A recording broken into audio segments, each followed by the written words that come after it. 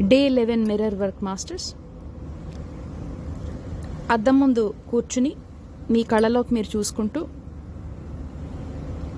ఈ చెప్పుకోండి. కళ్ళల్లోకి చూడడానికి ఇంకా డిస్కంఫర్ట్ ఉంటే ఏదో ఒక మీ ఫేస్లో ఏదో ఒక పార్ట్, ఒక బాడీ, ఒక పార్ట్ మీద కాన్సన్ట్రేషన్ చేసి మీకు కోపం వచ్చినప్పుడు మీరు ఎలా ఫీల్ అవుతారు అన్నది మళ్ళా మీరు ఫీల్ అవ్వండి. ఆ మనిషిని చూసుకోండి. ఎవరైతే మిమ్మల్ని హర్ట్ చేశారో ఆ మనిషిని అద్దంలో చూసుకుని, అద్దంలో ఉన్నట్టు చూసుకుని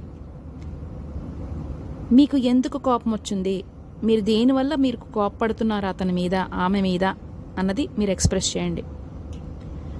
మీరు స్పెసిఫిక్గా చెప్పాలి. I'm angry at you because ఆ రీజన్ చెప్పండి.